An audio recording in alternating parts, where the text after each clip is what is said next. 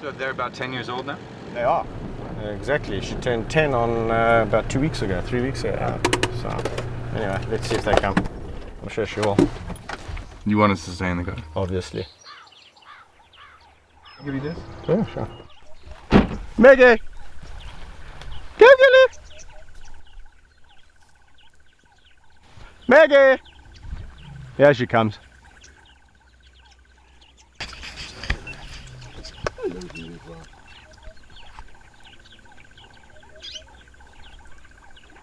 How you want, sweetie pie?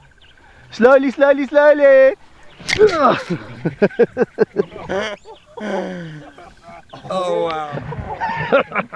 Where have you been? Where have you been?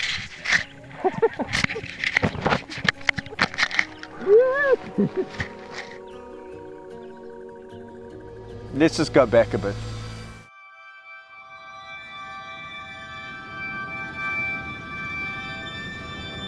I lie down there next to them and I just think, you're just so beautiful. What would I do to make you better? I can't. As a kid, I could really only remember lions in storybooks. I would always imagine, lions to be wandering the plains of Africa and, exactly where, what you doing? Exactly where they should be. Oh.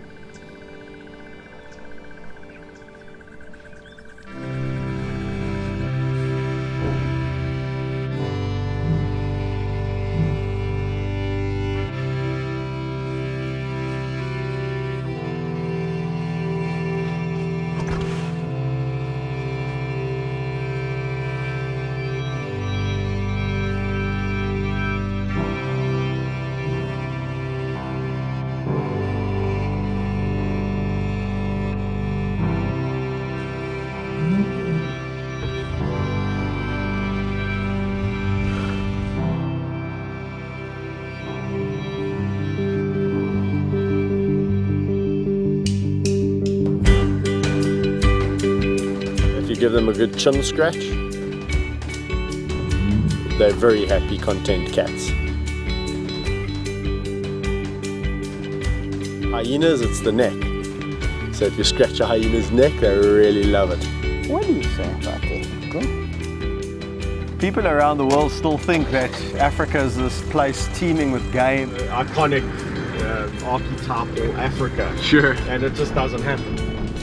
When a species disappears from a habitat, one's got to look at why. Talk about any species, you've got the same dilemma. Habitat loss. Habitat, habitat, habitat. Even reserves like this, the area is not big enough.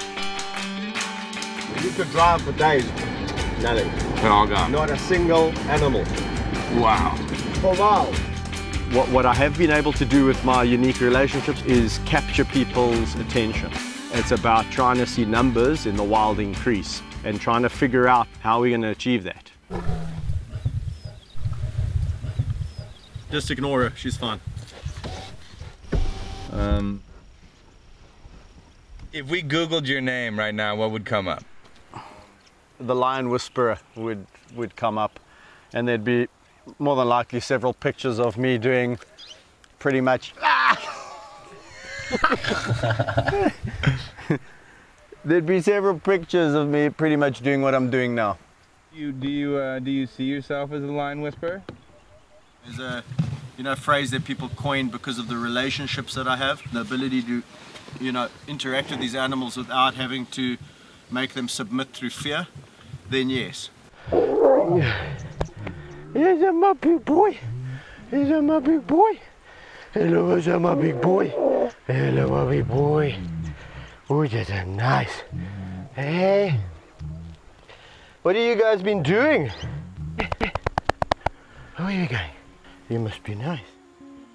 To pinpoint what I specifically like about a lion is extremely difficult. There's something about the black on the back of the ears. It's very soft fur, completely different to the rest of the body. Oh la la ma. Oh, they're so nice. Me, where do I fit in the pride? I'm just another member of this group.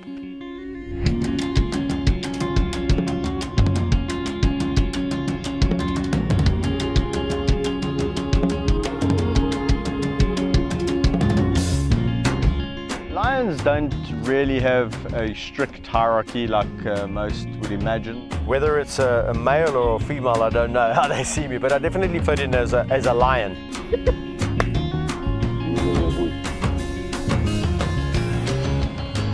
I know each individual quite intensively. That's my job, to get to know each character and to get to bond and relate to certain characters. Obviously, like people, you're going to relate to certain individuals better than others. The other one's got the camera. Well, hyenas are really interesting animals because, unlike lions, they do have a strict hierarchy. Completely misunderstood, where everyone thinks that they are just smelly, rotten scoundrels and scavengers. They do not smell, they're not rotten. And the interesting thing really is that the lowest ranking female ranks higher than the highest ranking male, if that makes sense. So it's quite an interesting little society. So I'm just going to get a job, I'll walk around with them, walk a bit with them. I'm going to introduce you guys. Let's go and see the others. Come.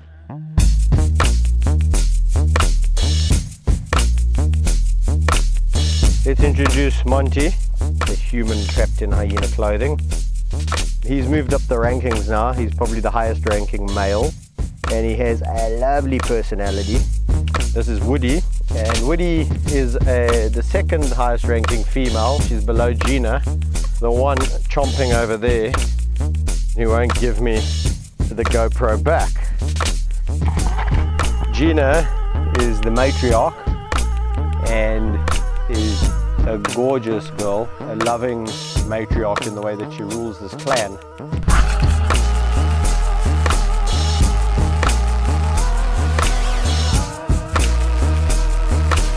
With the hyenas, you've got to be pretty high up in the ranking. With some clans, I found in the past that I'm right up there, literally on a par with the matriarch. And then in other clans, I scratch my head. No, Gina. Having worked with them for about 13 years, I'm only beginning to scratch the surface. The lions would kill me if they heard me say this, but for survival, I would rather be a hyena.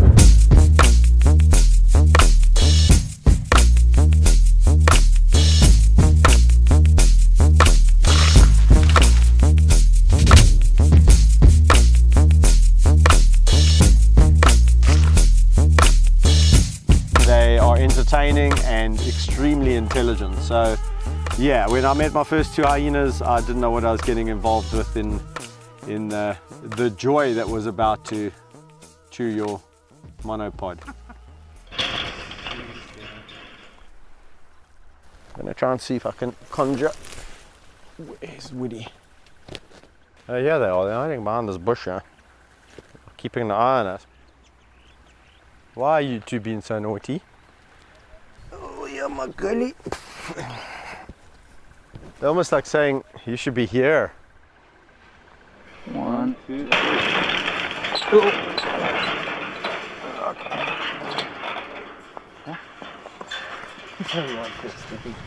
It's really nice. You don't have to back up the car. You want to go right over this sort of dead plain.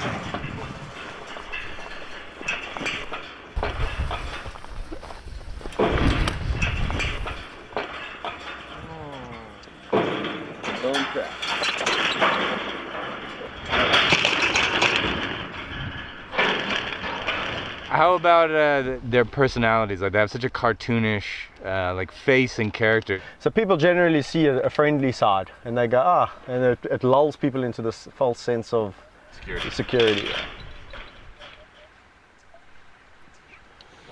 Is the window open there? Yeah. Nope. Okay. What's he doing? Yep, it's on the car. I opened the stand over here. What you doing, boy? Hey, you better quit laughing out there, Kevin. Oh man, here we go. He smells your fear, man. Okay. He broke it. It's okay. So you can try to pull it out. Are you still chasing us? I don't think so. We don't really have many places to go. He's running now. No, go. Stay on this. Talk to Kevin. Yes, we're fine. Speed up. Okay, well, I just go. Oh, don't get stuck, for Christ's sake. There's huge potholes here. Go. okay, I'm out of here. We're gone.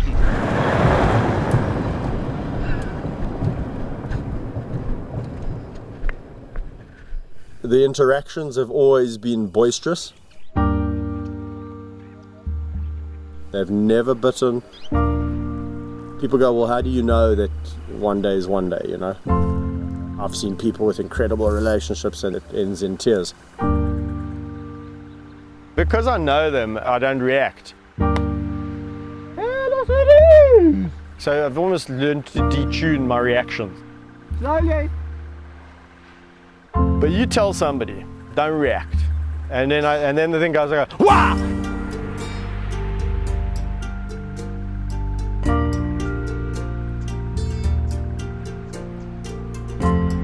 Meg and Amy, since the day, you know, literally they opened their eyes, they were jumping on me.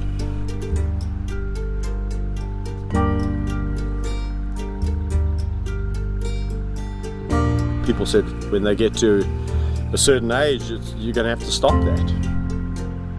You know, they just got bigger and bigger and bigger.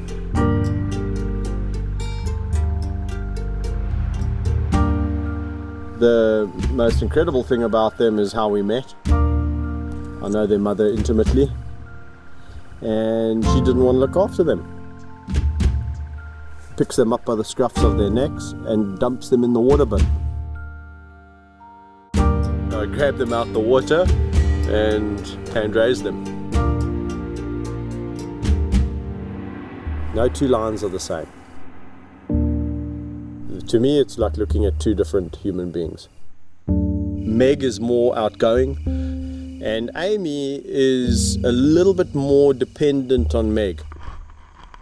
They are a fantastic duo, and yeah, they've lived a really incredible life.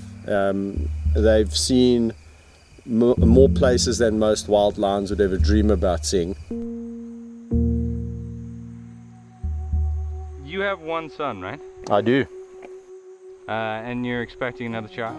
I am. Son or daughter? A daughter.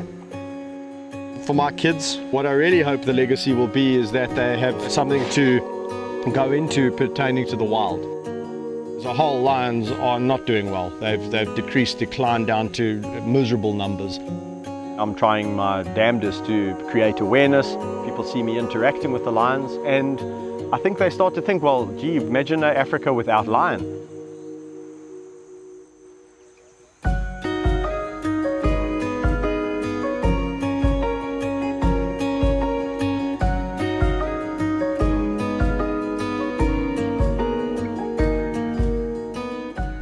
If we carry on along the same path, we will not see lions in 20 years. When my last lion dies here, we'll probably be talking about the last lions been seen in the wild. We don't need clever humans coming in and telling the animals how to do what they know how to do naturally. Giving back habitat and restoring habitat. That would be utopia.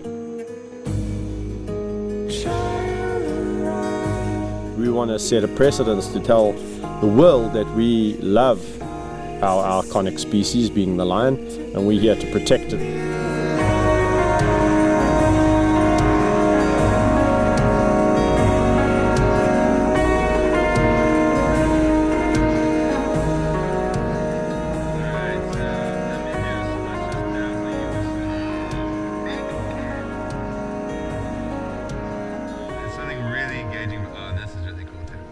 You kind of do this move right here. No, I did that on purpose. That's really cool. Watch, the cat's gonna look at the camera, and then you're gonna look at the camera. She's gonna look at it again here. Yeah, like this cut right here. And then you look at it.